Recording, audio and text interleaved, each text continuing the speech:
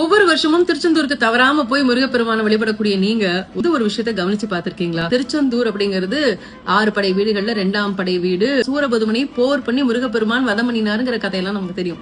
அப்படி அவர் போர்ல ஜெயிச்ச உடனே தன்னுடைய தந்தையான சிவனுக்கு நன்றி சொல்லணும்னு நினைச்சாராம். அதனால தாமரை மலர் கொண்டு அர்ச்சனை பண்ணி தன்னுடைய அந்த நன்றியை தெரிவிச்சாராம். சிவபெருமான் அங்க எங்க இருக்கிறார் அப்படின்னா அதே கர்ப்ப கிரகத்துக்குள்ளதான் இருக்காரு. முருகன் சிலைக்கு பின்னாடி லிங்க வடிவத்தில் அங்க சிவபெருமான் இருக்கிறாரு. அந்த லிங்கத்துக்குத்தான் இன்னைக்கும் முதல் வழிபாடு, முதல் அபிஷேக ஆராதனைகள் எல்லாமே. அந்த சிவனானவர் தானே உருவான சுயம்பு மேனின்னு சொல்றாங்க. அதாவது சூரபதுமனோட போர் பண்றதுக்கு கையில வேலை கொடுத்து தன்னுடைய பையனை அனுப்பிச்சு வச்சுட்டு அந்த போரில் அவன் ஜெயிக்கிறத நான் இங்க உட்கார்ந்து பாக்குறேன்னு சொல்லி சிவபெருமான் சுயம்புவாக உருவானவர் லிங்கமேனியாக அப்படின்னு சொல்லி ஒரு கருத்து உண்டு.